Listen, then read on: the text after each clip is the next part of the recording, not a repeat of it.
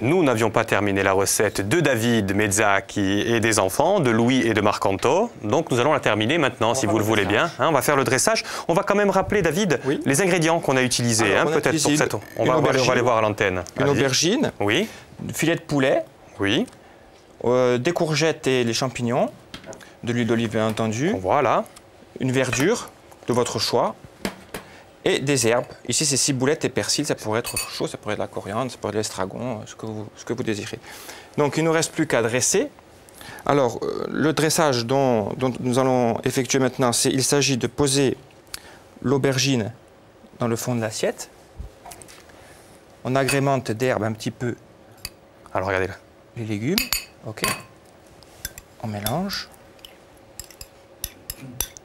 Donc, on les a gardés croquants. Hein, nous avons dit tout à l'heure en première partie. C'est d'ailleurs, on a vu que c'était Louis qui les avait fait sauter. Tu arrives plus à faire sauter maintenant les légumes, Louis? Ouais, un peu plus. Ouais, tu verras, c'est une question d'habitude, tu vas y arriver au fur et à mesure. Voilà. Ensuite... On va débarrasser ce qu'il y a devant, hein, merci. David. Hein. On va rajouter notre filet de poulet par-dessus. Donc là, pareil, il y a du... C'est quoi? Alors, on l'a pané au saline. Le saline, ce sont des noisettes torréfiées, pilées ou mixées, avec de la fleur de sel. Donc ça, c'est vous qui l'avez fabriqué. Voilà, on le trouve dans le commerce. C'est-à-dire que des proportions. Alors, les proportions, c'est 1% du poids des noisettes. Donc, si vous avez 1 kg, vous mettez 1 gramme de fleur de sel. Alors, on l'a pané, on l'a frit.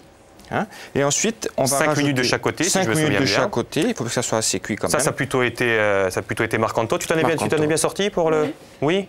Oui. C'est un plat que tu vas refaire, toi, tu crois? Oui. Oui, ça a l'air assez facile. Oui, c'est facile, tu verras que... Et on va terminer avec la verdure. Alors, j'ai pris de la mâche et j'ai pris un petit peu de frisé. Comme ça, les enfants pourront avoir différents goûts et manger des légumes et de la verdure.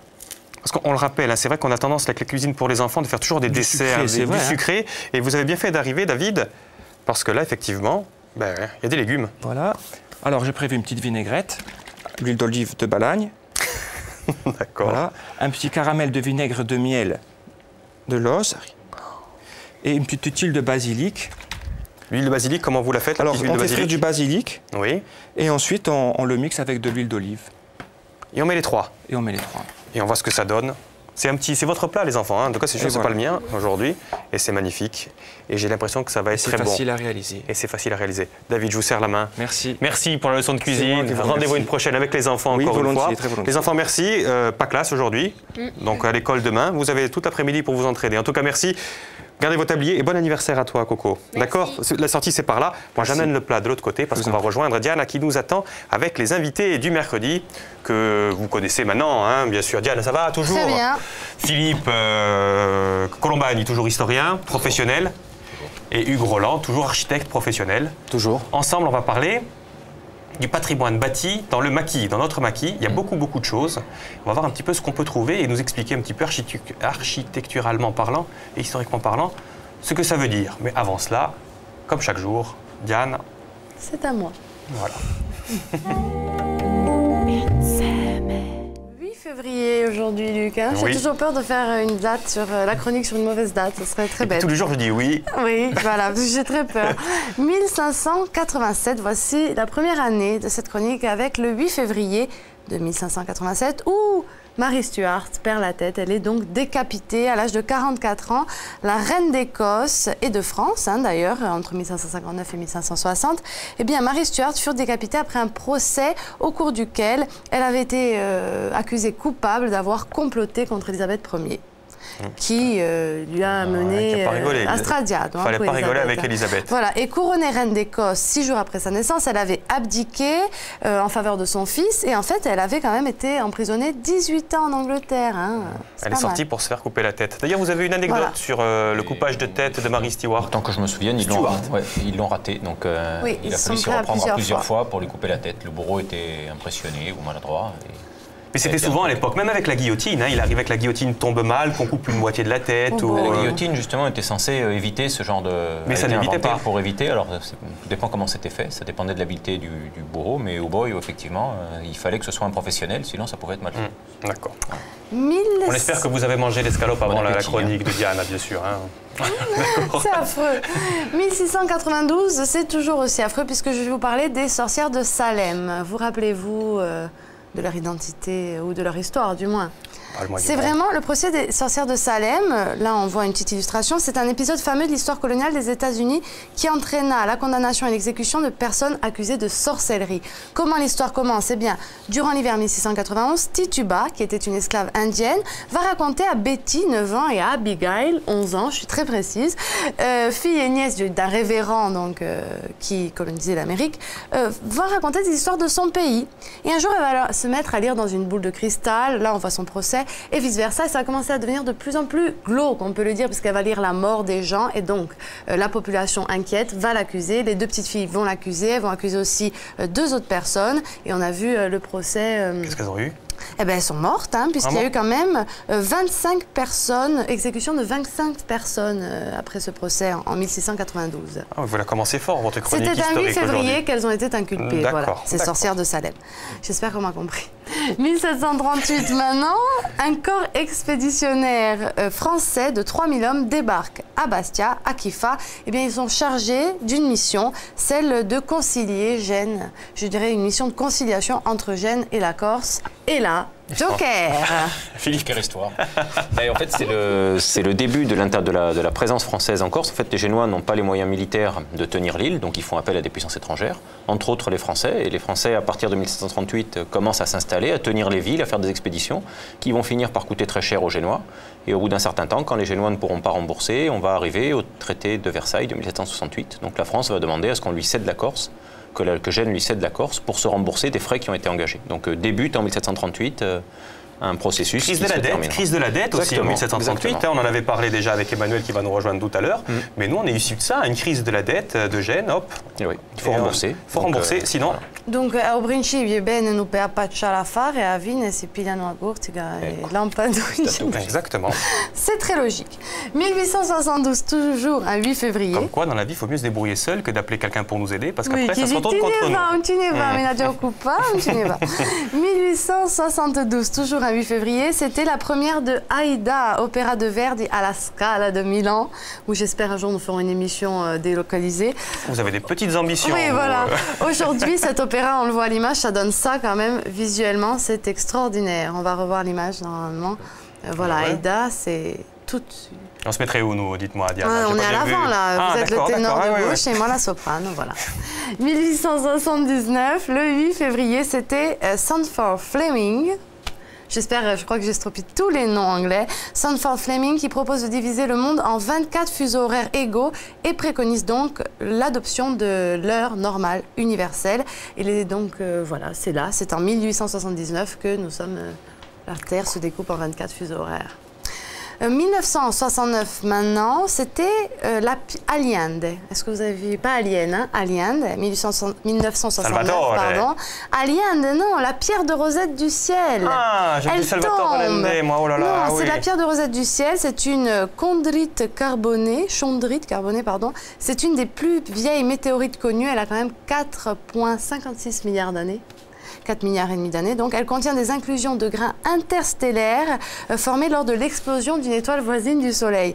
Et donc, cette météorite, elle tombe le 8 février 1969 près du village mexicain de Pueblito, dans l'état de Chihuahua. D'accord. Voilà, donc elle a quand même... Alors, l'anglais, pas trop, la prononciation, mais le mexicain, ça va mieux. Hein. On récupère donc une masse totale de 110 kilos quand même, ce qui fait que c'est le trésor le plus inestimable jamais récupéré par des météoriciens. Ah oui, oui. Mais parce qu'elle est plus vieille que la Terre. La Terre a 4,5 milliards d'années, je crois, hein, Philippe. Hein, et là, elle a 4,6 milliards d'années. Oui, beaucoup plus ancienne. Beaucoup plus ancienne, oui. Une petite précision? Non, pas du tout. Non, hein, Pueblito, d'Allende. Et sachez qu'on a encore pour 4,5 milliards d'années à vivre, hein, la Terre d'ailleurs. C'est hein. tout, ouais. c'est tout, c'est pas beaucoup.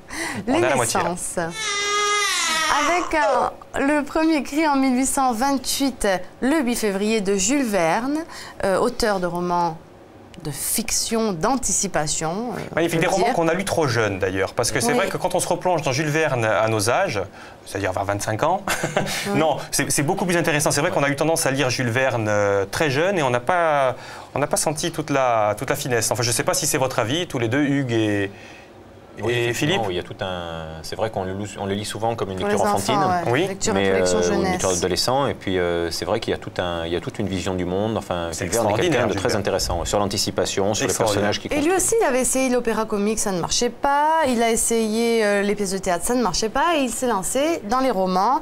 Il a triomphé immédiatement avec les romans. Je vous le rappelle, 5 semaines en ballon, Voyage au centre de la Terre, Le tour du monde en 80 jours, ou encore 20 000 lieues sous les mers. Voici les œuvres signées Jules Verne. Et cet auteur, c'était vraiment un visionnaire, autant qu'il est maintenant vraiment reconnu comme étant le père, en quelque sorte, de la science-fiction. Complètement. Avec Qui est né? Pardon avec une polémique de nègres aussi, comme beaucoup de grands auteurs. Oui, souvent ils avaient leur nègre, hein, c'est évident. Hein. 1931, c'était l'anniversaire, le 8 février. Il était Mais d'abord, né- Oui, allez-y. c'était Alexandre Dumas qui avait beaucoup de nègres. Et on racontait une anecdote que effectivement, les nègres écrivaient pratiquement tout, mais que quand il arrivait lui derrière et qu'il corrigeait, en fait, ça changeait Ça faisait absolument le tout. chef-d'œuvre. Voilà. Donc le génie, il était quand même en fait. Pour Jules Verne, j'imagine que c'est la même chose. Défendez Jules Verne. On lui doit bien ça. 1931, le 8 février, naissait l'acteur James Dean, légende qui n'a fait que 3 films géants, La fureur de vivre, L'Est d'Éden. James Dean, excusez-moi. James Dean a perdu la vie le 30 septembre 1955 à l'âge de 24 ans. Vous vous en rappelez, au volant de sa... Porsche. Exactement. Les décès. Avec en 1973 le décès de Max Yasgur. Est-ce que vous vous rappelez de cet individu? C'était... Non, Luc? Bah non, pas du tout. Regardez, il est là devant sa ferme. C'était pas le Woody 21 Allen, ça août 1969 Il ressemble à Woody Allen, ceci dit. que 450 000 fans de rock se rassemblèrent sur un champ. Eh bien, le champ était oui, à monsieur d'accord. Max Yasgur, c'est Woodstock. 60 km de la ville de Woodstock. C'était sa ferme d'accord. dans l'État de New York pour un festival donc long de 3 jours qui représente à jamais l'esprit amour et paix, peace and love, qui régna sur San Francisco dans les milieux des années 70. Et donc il faut noter d'ailleurs que Woodstock, là on voit un petit peu l'affluence de Woodstock, il n'y a eu vraiment que 3 incidents en 3 jours. 3 incidents de taille puisqu'il s'agit de 3 décès, une overdose, ça peut s'expliquer, un enfant écrasé par un tracteur, une péritonite et il y a eu quand même 2 naissances pendant Woodstock. Voilà, c'était la petite anecdote, enfin un peu triste. Il y a combien? 400 000 personnes qui sont venues? 400 000 personnes. 400 000 personnes. Exactement, c'est ça. Et je vous renvoie à un film, Hotel Woodstock, signé Ang Lee, qui vous replonge parfaitement dans cette ambiance et puis dans la vie de ce Max Yasgur qui, du jour au lendemain, avec une ferme avec 2 vaches, et s'est retrouvé avec 400 000. Ah oui, ça a complètement dépassé les prévisions. Voilà, en ce qui concerne le 8 février. On va rester dans la nature, d'ailleurs, si vous le voulez bien, en accueillant notre chroniqueur du mercredi qui arrive tout de suite.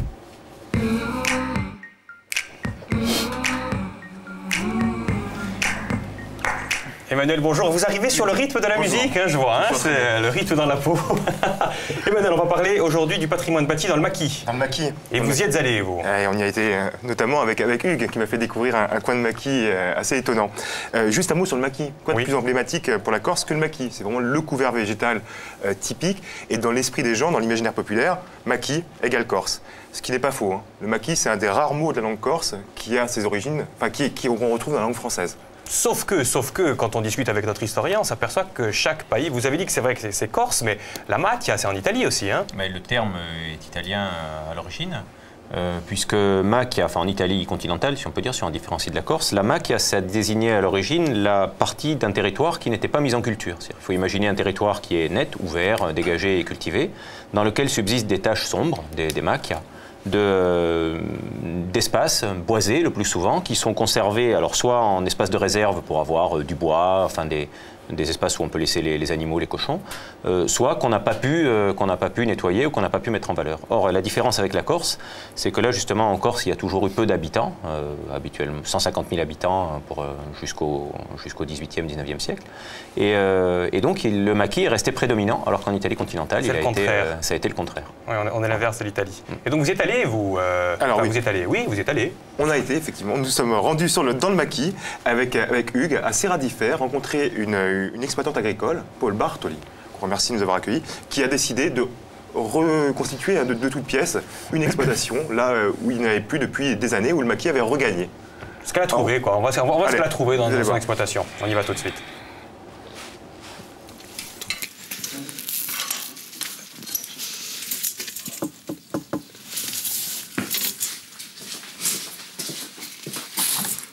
Paul, bonjour. Bonjour. Merci de nous recevoir. Salut. Alors nous sommes ici parce que dans le cadre de cette émission sur le maquis, c'est une exploitation qui est un peu particulière. Oui, on est au cœur du maquis. On est au cœur du maquis. C'est vraiment une exploitation que vous avez regagnée sur le maquis. Vous êtes installé depuis combien de temps, Paul?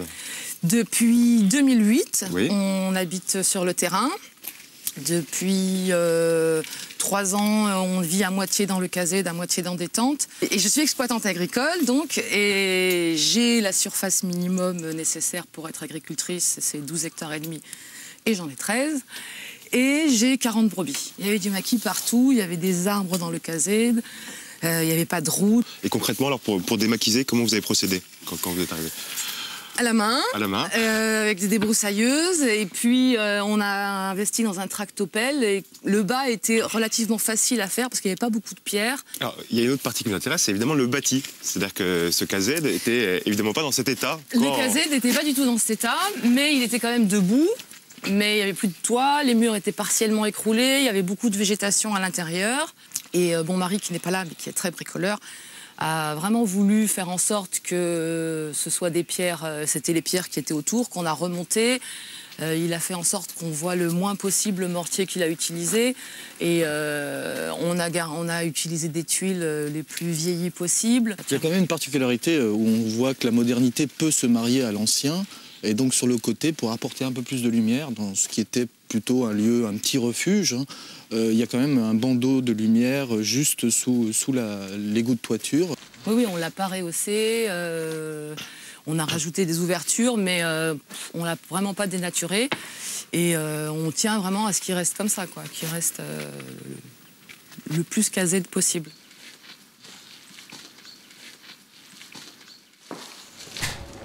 Et vous continuez votre marche, Emmanuel. On verra tout à l'heure jusqu'où ça vous a mené, mais on va se retourner avec nos spécialistes. Un casédou, c'est quoi? Ça servait à quoi? Mais comme son nom l'indique, c'est une petite maison qui sert à la fois le plus proche possible des activités agricoles, qui sert à la fois de lieu de rangement pour entreposer des outils, éventuellement des bêtes, et puis qui sert d'habitation pour les gens qui y travaillent. D'habitation autant que possible temporaire, puisqu'on considère habituellement que vous avez la case qui est au village, et au casédou, qui est une habitation temporaire qui dépend du rythme des travaux agricoles. Donc c'était habité par qui? Parce qu'il y a le palladio aussi. Le palladio, c'est différent, c'est où vous mettez la paille. Voilà, le palladio, c'est une remise à paille. Le casédou, c'est un peu multitâche, c'est un peu polyvalent, mais c'est plutôt un espace d'habitation. Mais beaucoup plus simple et beaucoup plus rustique, enfin si tant est que les maisons n'étaient pas rustiques, mais encore plus rustiques que les maisons villageoises, qui elles bénéficiaient d'un confort un peu plus aménagé. D'accord, alors là on va voir justement le toit d'un palladio. Vous avez en face, vous avez en face Hugues, regardez, voilà, vous n'êtes pas obligé de vous tourner. Oui. C'est particulier ça. Oui, alors on retrouve ça surtout dans le nord de la Corse, notamment dans les Agriates. Et donc on est quand même dans les portées par rapport au bois qu'on utilise, ça peut être du genévrier, des choses comme ça, donc on ne peut pas aller trop. C'est quand même des lieux assez modestes. Et en fait, ils étaient refaits tous les 2-3 ans, on refaisait la terre, etc., pour qu'ils restent à peu près étanches. Voilà, donc là, c'est des palliades ou des petits refuges pour des lieux d'hivernage.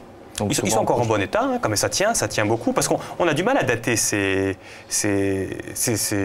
monuments architecturaux de toute façon, Philippe. En fait, oui, on va voir un autre exemple, allez-y, continue, on va voir un autre exemple avec un barracoun, justement. Alors un barracoun bonifacien, donc ça c'est un casédou mais à la mode bonifacienne, avec comme caractéristique d'être construit sur une voûte avec des voûtes de pierre. Alors c'est une construction qu'on retrouve, le même type de construction se retrouve à Filitosa par exemple. Mais ici les barracouns peuvent être beaucoup plus récents, ils peuvent dater du XVIIe, du XVIIIe siècle, ou même tant qu'on a su en fabriquer. Donc effectivement ce sont des modèles architecturaux qui sont répétés, si vous voulez, depuis très longtemps, et il est très difficile de dire quand est-ce qu'a été fait un palladio. Une personne du début du XXe siècle peut avoir fait le même palladio que son arrière-grand-père ou son arrière-arrière au XVIIe ou au XVIe. Donc comme c'est quelque chose de très utilitaire. On recopie exactement, donc on a vraiment du mal à dater. Enfin, à quelques petites exceptions près, sachant que contrairement aux autres émissions qu'on a pu voir, ce ne sont pas du tout des constructions monumentales qui nécessitent l'arrivée d'un maître maçon. C'est des gens qui font ça, ça peut arriver quand on a les moyens, mais le plus souvent ce sont des exploitations familiales, c'est la famille qui fait ça, c'est les paysans qui se réunissent et qui font quelque chose de simple et d'efficace. Ce sont des murs en pierre sèche, enfin là Hugues pourra développer. Oui, et là on voit que selon la région, donc selon la pierre qu'on a dans le coin, on va développer des formes différentes. Donc le caset qu'on a vu au début, c'est du granit. un peu rustique, mais on voit quand même l'échaînage, etc. au niveau des coins. En revanche, le barracone, comme les borides en Provence, on est dans des lieux calcaires, donc on a des pierres qui sont différentes, plus plates. Et là, on peut penser à l'encorbellement naturellement via l'idée de la voûte. Sauf que là, on les retrouve quand on va dans le maquis, mais à l'origine, ils étaient complètement visibles. Oui, c'est-à-dire qu'il faut bien voir que le maquis étant pour les paysans un espace répulsif, c'est-à-dire un espace qu'il faut repousser loin, normalement, ces caséides qu'on trouve dans le maquis, à l'origine, ils étaient complètement dégagés. C'est-à-dire ils étaient au milieu, enfin, ou en tout cas, le maquis ne les assiégeait pas comme maintenant, ou ne les recouvrait pas, mais au contraire, on était dans des espaces mis en valeur, mis en culture. Donc quand on tombe sur ce genre d'installation, des terrasses de culture, des petits caséides, des palliadiers, il faut imaginer qu'on voit maintenant souvent complètement perdus dans les ronces et le maquis, il faut les imaginer dans un territoire dégagé, mis en valeur avec des gens qui s'y activent, qui les utilisent. On va revenir sur la photo si vous le voulez bien. On a vu qu'il y avait effectivement le petit barracoun, mais devant c'était quoi qu'il y avait autour de l'arbre? C'était quoi ça? Ça peut être un thiostre, ça peut être un enclos à bêtes, ou alors un barracon qui s'est complètement effondré, mais là c'est sûrement un lieu où on mettait les bêtes, les agneaux, des choses comme ça qu'on a besoin de protéger un peu plus. Ouais, alors là, je nuance. Vous l'avez aussi la télé en face, hein, ouais. Philippe. Il y en a deux. Et ça peut être deux choses en fait. Soit ça peut faire effectivement des enclos, mais là on était sur une plantation d'oliviers.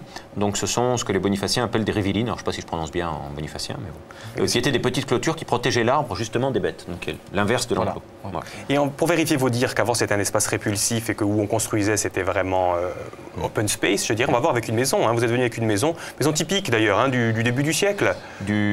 On trouve aujourd'hui, maintenant, quand on se balade dans Maquis, on trouve ça, mais à l'époque, c'était quoi d'ailleurs? C'était pas un village? Bah ça, c'est ce qu'on pourrait appeler, parce qu'en fait, il faut bien voir que dans les... bon, ça, c'est une belle maison, hein, déjà, mais il faut bien voir que la Corse rurale, jusqu'au début du XXe siècle, vous avez les villages groupés et les gros villages, et puis un peu partout sur le territoire, vous avez des petits hameaux, qui sont habituellement des petits hameaux familiaux, où il y a une ou deux familles qui vivent un petit peu en autarcie, ils ont leur four, ils ont leur aide, ils ont leur maison, et donc ça, c'est leur habitation principale. Enfin, du moins, là, ici, pour une très belle habitation, pour une famille déjà assez aisée. Mais c'est là qu'ils vivent, et les caséides, ils sont des habitations secondaires, bon, là, on parle de paysans, pas de bergers, qu'ils utilisent quand ils sont au champ. Donc habituellement assez loin de leur exploitation, où il faut qu'ils puissent dormir, surveiller leur champ, ainsi de suite. C'est très très utilitaire. La maison, c'est vraiment un espace de vie. Parce que vous parlez de four, justement. Oui. Eh bien, Emmanuel, je crois que ça vous parle. Alors, on va effectivement poursuivre la visite de l'exploitation de Paul Bartoli à Serradifert, hein, qu'on avait commencé tout à l'heure. On a vu qu'elle a remonté un casette, qu'elle a démaquisé pour une grande partie à la main. Elle a aussi remis en marche un four et remonter des murs, et donc elle continue cette tradition sur des terres familiales. Allez, on vous suit du côté de Serradifert. Sur cette exploitation que vous avez repris sur le maquis, comment vous faites avec les sangliers qui avaient leurs habitudes? J'attire le plus de chasseurs chez moi. Tous ceux qui veulent venir tirer le sanglier peuvent venir. Les murs, c'est bien pour arrêter les vaches d'un côté et les brebis de l'autre. Pour les sangliers, c'est pas efficace. Il faut faire des clôtures vraiment costauds. Paul, je crois que vous avez aussi un four que vous avez remis en marche. On a un four d'époque qui était caché par le maquis, que même les chasseurs qui viennent là depuis très longtemps ne connaissaient pas, et qui est resté du coup enfoui sous le maquis et qui est intact. On va le voir? Allez. Voici le four. Bien. Qui est quand même assez grand pour un four à bois comme ça. Donc je pense qu'il y a très longtemps, beaucoup de monde habitait dans le coin parce que pour le chauffer, il faut beaucoup de bois. Il y en a des plus petits, quoi. Mais il est aussi très vieux. Il a une voûte qui est vraiment en pierre. C'est pas du tout d'égalé ni des parpaings. C'est des pierres de maquis assemblées et tenues en voûte. Et le toit a été entièrement végétalisé, donc. Et lorsqu'il pleut, il prend l'eau. Donc on l'a couvert sommairement. Alors on voit, Paul, que vous avez déjà fait beaucoup sur l'exploitation. Mais il vous reste à faire. Et il nous reste presque tout. Presque tout. On a un autre projet qui est de refaire encore un deuxième caséide qui est situé en dessous du premier, oui, qui est beaucoup plus petit. Là, on voit ce que c'est vraiment le maquis qui envahit tout. Un petit bâti plus grossier, peut-être une sorte de cagile. Là, on a même une pierre à huile. Donc on est encore au centre de l'exploitation et tout le travail qu'il y a encore à faire. La nature reprend vite ses droits et il faut se battre. Voilà. Bon. Mais c'est un projet pour beaucoup plus tard. Très bien, Paul. Bah, écoutez, merci beaucoup en tout cas de nous avoir reçus. Merci, je vous en prie. Au revoir. À très bientôt. Et à la prochaine. pas fini, c'était pas fini. On entend le générique, vous lui dites au revoir, mais vous avez continué de visiter l'exploitation en douce, j'ai l'impression, hein, Manuel, On a continué un petit peu, c'était très sympathique. On va voir l'âge, on va parler d'âge, on va parler un petit peu d'eau, etc. Encore beaucoup de choses à voir dans la deuxième partie de l'émission. Simplement, est-ce qu'on sait que le nombre de casés d'où qui est en Corse, parce qu'elle dit qu'il y en a encore beaucoup dans sa propriété, il n'y a pas eu de recensement? Non, parce que c'est pas considéré comme du patrimoine. Donc, ouais, il faudrait quand même le savoir. C'est même pas cadastré. Voilà. Quoi qu'il en soit, vous ne bougez pas, on continue de parler tranquillement ensemble, pour vous d'ailleurs, puisqu'on le fait pour vous, pour que vous appreniez plein de choses. Donc rendez-vous dans 5 petites minutes, restez sur le canal 22. Hein. Allez, à tout de suite, Diane. À tout de suite.